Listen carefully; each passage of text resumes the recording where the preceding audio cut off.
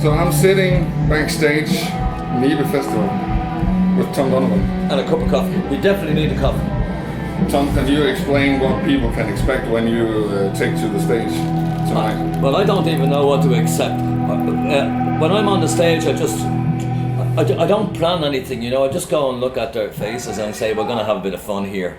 Or not, but mostly when I'm playing on Nibe, it has to be because so many beautiful people I have met over the years. And we usually share a couple of stories before and after the gig. The main thing is that we all sing together and forget about the terrible Danish summer we're having this year. So we can have a couple of nice drinks and be friendly with everybody and sing along together and be one big happy family on the Nibe Festival. But last year I was in the audience during your concert with a Man United fan on one side and a Liverpool fan on the other side, and there was a bit of singing there. Oh, that's not a good mix. The funny thing about the Manchester United, I don't believe that Manchester United have this fantastic big football song like that the Liverpool supporters have, so they're sort of relegated from the word go. No, I'm saying that, oh yeah, but some people just come to hear me sing that one song, You Never Walk Alone. And of course it was a Jerry and the Pacemakers hit from Liverpool. Everybody thinks that, you know, there was only one Liverpool band and that was the Beatles. But in actual fact, they call Liverpool the capital of Ireland because there were so many Irish immigrants ended up in Birmingham, Manchester and Liverpool.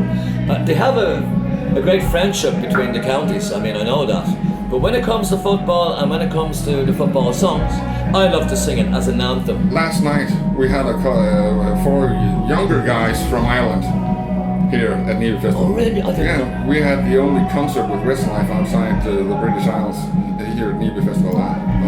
Do you think they should take a DNA test to see if they're my children? Yeah, you might be.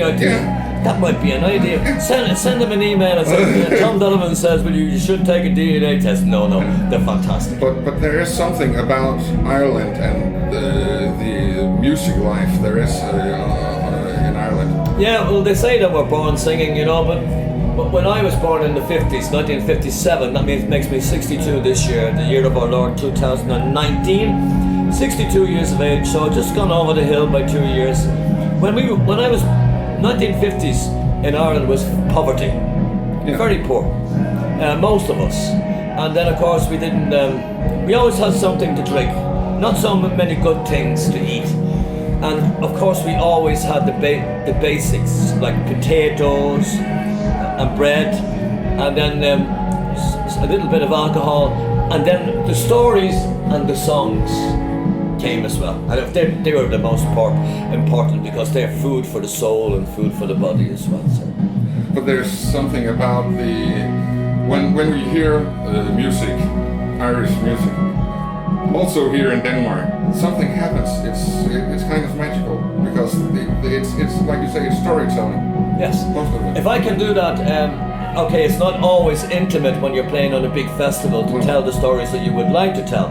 Because more or less you have 1 hour and 15 minutes to get a sing-along going or something, and I might throw out a couple of anecdotes rather than stories. But if I'm playing on a concert situation, then I pull them out and I ad-lib. I will get an idea in my head and I will run with it. Sometimes it's funny and sometimes it's sad, but I try not to plan it. If it happens, it happens. So when you're going to this season with festivals and so on, as you say, you are not the youngest guy on the block perhaps. Where do you find that energy to go out and perform? Oh yeah, I mean, I have a few ways of looking at that. I feel good now. I mean, I did get diabetes 10 years ago and it went away for a while. And you know, there's an awful lot of people, so even in Denmark, suffering with this diabetes number 2 and number 1. I have been struggling with that, but I try to keep my weight down and try to keep a bit fit. Now, I don't exercise because aerobics, you know, aerobics, when I'm playing on the stages, I have a lot of shows. I don't know if you checked my tour plan, but I might be doing between 17 and 20 shows per month. Yeah. And that's enough to keep me fit. And then when I go back to my little hotel room, maybe in Skane, maybe in Nibe, maybe God knows where, I will settle down and have a nice glass of something just to get me through the night. Do you know what I mean? Yeah. And I'll come up with a few more stories in the meanwhile.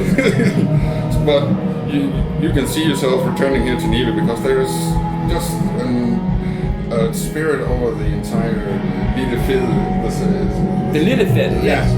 There's a special atmosphere. Yes, and also I keep fit because they used to call me the Little Fiddle.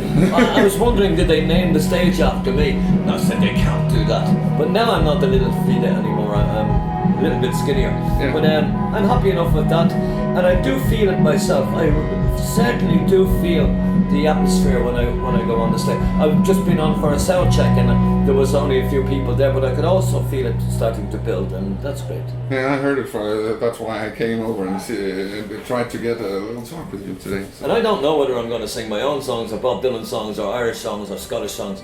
And I sometimes I might plan the first two songs, and then after that I let it come to me. See what happens. So you just get the feel of the audience? Feel of the audience, and if they want, I'll find out what mood they're in.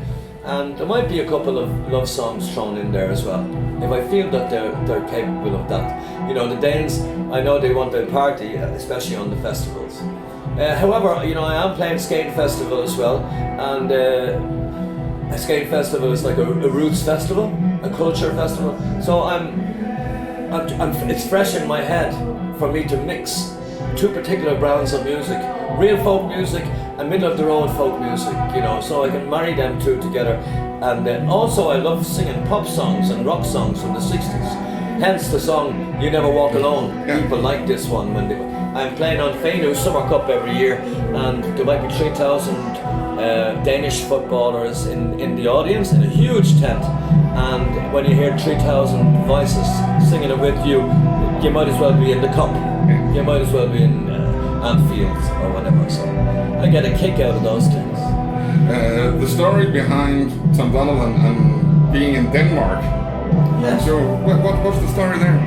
I'll tell you exactly, and I'll tell no lies. I came over, I think it was 1993. I was asked to come. I had a band in Ireland, and we were quite successful. And then I was asked to come over and play in a chain of Irish pubs throughout Europe. Denmark, Norway, Sweden, Germany for a start. And I got as far as Odense on Fyn in Denmark. And then the owner changed his mind and said, can you play here 6 nights a week? And I said, yes, if I get the right money to pay my rent. So he did. And then one evening, a Danish manager picked me up and put me onto bigger stages. Almost after 2 years, I started to play on the festivals, on the smaller stages on the festivals, and then it grew. The name grew a bit, and I found that my sense of humour and the Danish black humour matched, not perfectly, but very close. And then I went on, and now I'm very happy because now I can do in the winter months and play a real serious Tom Donovan concert in a Forsamlingshus, like an evening with Tom Donovan, an Irish evening with Tom Donovan or something like that, you know. And then people book me to play intimate concerts also. Fantastic. Well, I don't have anything more. I just think it's I had to ask the question. Why Donovan in Denmark? Well, I can tell you this, you know, my good friend and cousin Donovan from the 60s, you know, he had inspired me quite a bit. But I used to sing with a rock band also, and I have been opening in Norway for some of the big rock bands like Glenn Hughes from Deep Purple and Ken Hensley from Uriah Heep.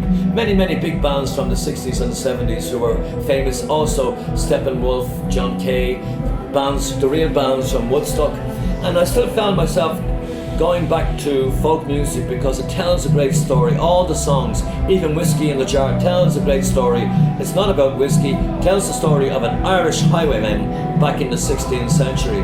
And it turned into a drinking song, but in actual fact, the stories behind all these Irish songs are fantastic. They might be sad, they might be historical, or whatever. I have one favorite myself. I love Monty Malone. You like Monty Malone? Yeah. Well, that was my mother. Yeah. And do you want to hear my story? Yeah. I'll finish with the story. Yes. It was a long time ago in the green land of Ireland when the longboats pulled up on the shore. the dreaded Viking, the Norsemen. They came, they raped, they plundered. They were very beautiful people. They rounded up all the beautiful Irish women and took them back to the northern lands of Denmark. And that's why the Danish people are so beautiful. But you must have left my mother behind, and her name was Molly Malone, the most famous Dublin woman of all times.